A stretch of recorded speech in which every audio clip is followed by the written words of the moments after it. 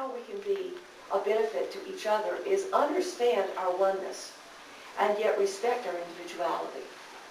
That everyone has their own context in which they live, their own values, their own orientation, their own adventures, and their own need for learning. At the same time, we are part of the same whole. And ultimately, we are God fragments of one whole. We can actually allow ourselves to have the freedom to move through many different dimensions, selecting how life will work for us. Life doesn't have to just work out in a linear way.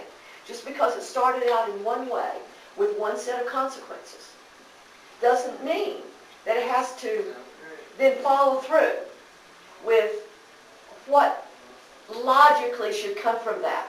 Even nature shows that evolution goes along for a period of time and then boom, some great mutation occurs. In every moment we have choices.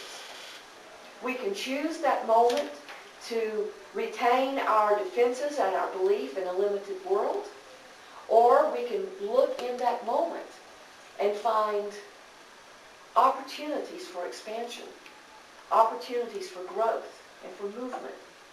And I want to end in a way that complements and creates a parenthesis with the way we began, by calling the Holy Spirit. Because it is through our relationship with the Holy Spirit that we are able to make those decisions. Because it's only the Holy Spirit that sees it all.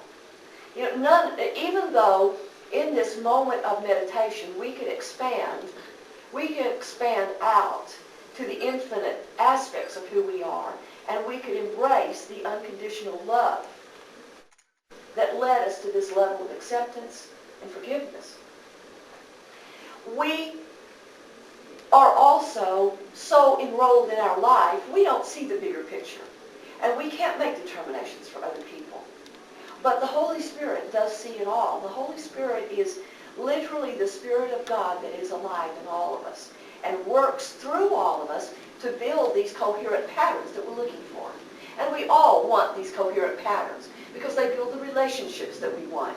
They bring the careers that we want. They bring the opportunities that we want, the places we want to live, the joyful moments that we want to have, the healing we want to have, the service we want to be to others. And we can't figure that out yet. We have to live it. And we live it by being in the flow. We live it by flowing literally on the winds of the Holy Spirit. And the Holy Spirit reveals to us those opportunities for change, those opportunities for growth, and becoming more than we ever thought we could be. And for discovering things we never thought would be invented, or that would never be possible in our lifetime. And so sometimes we from our limited human framework, we come to conclusions that such things will never be possible, give up on it. This is reality. And maybe for a moment in time it was good to get grounded in what was real then. But we need to constantly be reopened and shown that there is a greater movement. Movement, to me, is the wind of passion. Calm, passion, it has two parts. Calm means with. Passion means feeling. And it's, at its highest level, it is the very thing we associate with passion. It is feeling in its most intense form. Feeling of love in its most intense form. Feeling anything in its most intense form is passion. And when we can feel that with the spirit of the universe, then we know that even if we can't always be in coherence with everything or everybody, we at the very least are in coherence with spirit. And that's a comfort. We can't always make on the spot these various adjustments that are necessary to avoid every bump in the road.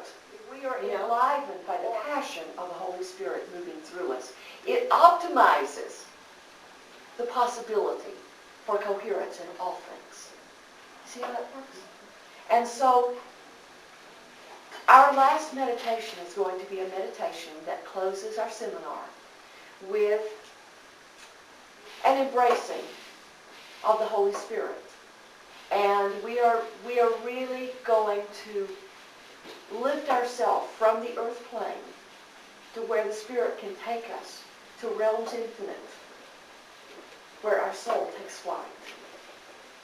And I just want to tell you in advance that as I read the words of this meditation, I'm giving you my love with all my heart, sending you into the world to take whatever you've learned as it suits you. Take what works for you. Leave the rest behind. Don't do it because I said it. Do it because it meant something to you. And even if you don't fully understand it, then explore it. Examine it. And make it real in your life, or let go of it. It may be that some part of it was wrong. Or it may be that you weren't ready for some part of it. Or all of the above. Or it's just not part of the coherent pattern where you are right now. And you came here for a reason. I know you will take something meaningful out into the world with you, on which you will build your personal growth, and you will create more coherence in your world. And I commend you to the loving arms of the Holy Spirit, that we may stay united and go forth, expanding our infinite possibilities, and surprise each other with how big we are and how wonderful things can be, despite all the illusions to the contrary in the world. Even though there is much harm and conflict in the world today, there's never been a time at which there was more good being released also. The two seem to go hand in glove. And so whenever you do see so much conflict, just know that on the other side of it, you can choose love. Just as when I looked at the torn canvas, I had a choice. I could accept that the canvas was a torn canvas. Just as we could accept that we have a torn planet. We have a starving, polluted, terribly challenged environment. A sick people. A people at war. We can engage with that reality, and we can make it even more real if we choose. And I'm not saying to deny it. Knowing that it is a choice is very important to the totality of our consciousness. Being real, accepting both sides of the equation, and all sides of the equation, not just that there are two. There are many possibilities in any situation. But knowing that we have the freedom to choose what will bring the greatest coherence. And we have a responsibility as fragments of God to bring coherence however we can, according to our gifts, according to our love, according to our orientation, according to the choices we make, what we want to see for our life, for the friends we want, and what we want to bring to this world. We make these choices, and we make them out of free will. And even if we choose the torn canvas, that's okay. There will be others who choose something else. And we're still whole, because you can't break a hologram. You cannot tear the wholeness of God. It can just have a few separate adventures for a while. And yet, what we get is what we choose. Please know that. Please know that in your life, that what you get is what you choose. And everything you have traces back to a seed moment when you made a choice. If only to engage in someone else's story. And then you became the creation of their story. And that can be something that needs to be examined. But when we are fully engaged with the Holy Spirit, we know that we are free to keep moving and to keep choosing. And there's no final decision. The decisions we made yesterday can fall away, and we can make new ones today. That is the freedom, the power, the flexibility, and the transcendence that the Holy Spirit gives us, so that we can make ourselves new in every moment.